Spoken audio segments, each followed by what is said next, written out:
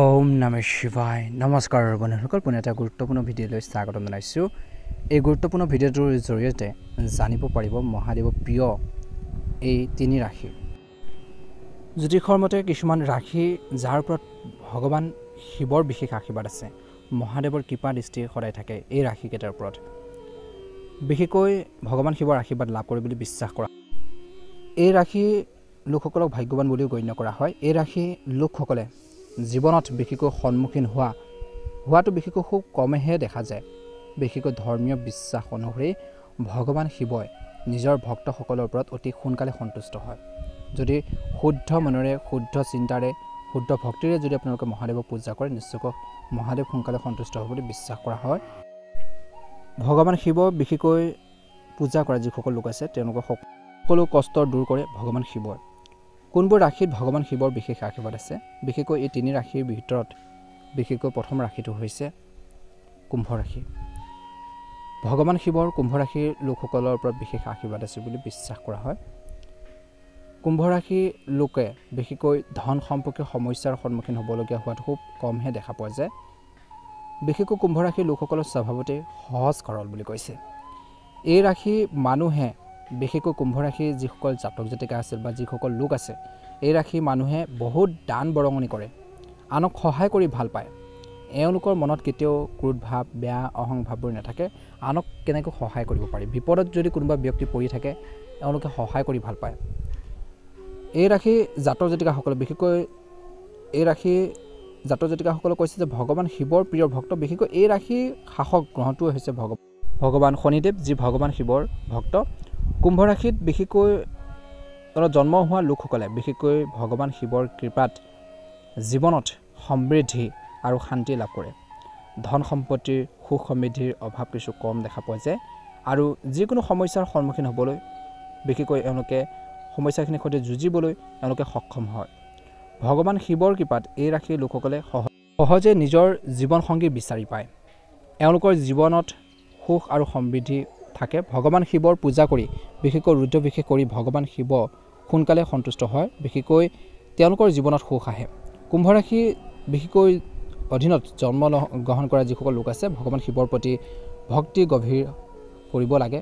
ভগৱানৰ প্ৰতি, মহাদেৱৰ প্ৰতি ভক্তি যথেষ্ট এওঁলোকৰ যথেষ্ট থাকে আৰু সেই অনুসৰি এওঁলোকে জীৱনত আগবাঢ়ি যাবৰ বাবেও সক্ষম হয় বুলি কৈছে। অন্য এটা ভাগ্যশালী ৰাশি হৈছে বা মহাদেৱৰ প্ৰিয় ৰাশি হৈছে মেঘ ৰাশি। মেঘ ৰাশিৰ লোকসকলৰ ওপৰতো ভগৱান শিৱৰ বিশেষ আশীৰ্বাদ থাকে বুলি বিশ্বাস কৰা হয়। এই ৰাশি জাতক জাতিকাসকল বা মানুহখিনি ভাগ্যৱান হয়। এই ৰাশি মানুহ আৰ্থিকভাৱে সবল হয় কিছু। এই ৰাশি মানুহে জীৱনত বহুত সন্মান পায়। এই ৰাশি জাতক জাতিকাসকল যথেষ্ট আৱেগিক হয়। আনক সহায় কৰি এওঁলোকে ভাল পায়। বিশেষকৈ ঘৰখনক লৈ বহুত বেছি চিন্তা কৰি থাকে মেঘ ৰাশি জাতক জাতিকাসকলে। জীৱনত নিজৰ কেৰিয়াৰৰ প্ৰতি বহুত বেছি এওঁলোকে এক্টিভ হৈ থাকে বা সক্ৰিয় হৈ থাকে বুলি কৈছে।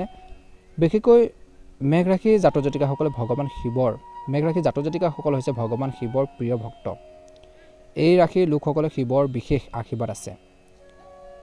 শাস্ত্ৰমতে মেঘ ৰাশিৰ লোকসকলে বিশেষকৈ জীৱনত যদি কোনো ডাঙৰ সমস্যা আহি পৰে তেন্তে ভগৱান শিৱই তেওঁলোকক সহায় কৰে আৰু তেওঁলোকৰ জীৱনত থকা বাধাসমূহ দূৰ কৰে বুলি বিশ্বাস কৰা হয়। এওঁলোকৰ কঠোৰ পৰিশ্ৰম অৰ্থাৎ মেঘ ৰাশি জাতক জাতিকাসকলৰ কঠোৰ পৰিশ্ৰম আৰু আত্মবিশ্বাসৰ বাবে এই ৰাশিৰ লোকসকলে সফলতা লাভ কৰে আৰু এওঁলোকৰ কেৰিয়াৰটো বিশেষকৈ দিনক দিনে আগবাঢ়ি যায়।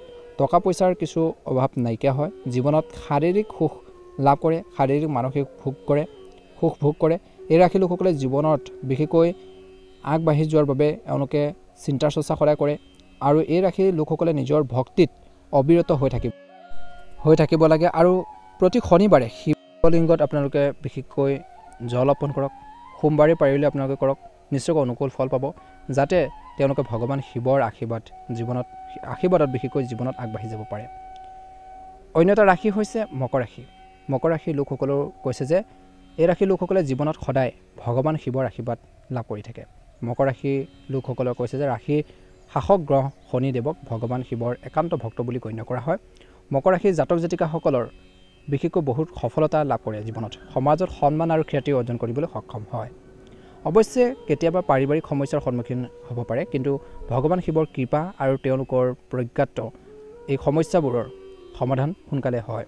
ভগৱান শিৱৰ প্ৰতি প্ৰকৃত ভক্তি বিশেষকৈ ৰাশি এই ৰাশি জাতক জাতিকাসকলে আগবাঢ়ি যাবৰ বাবে চেষ্টা কৰে।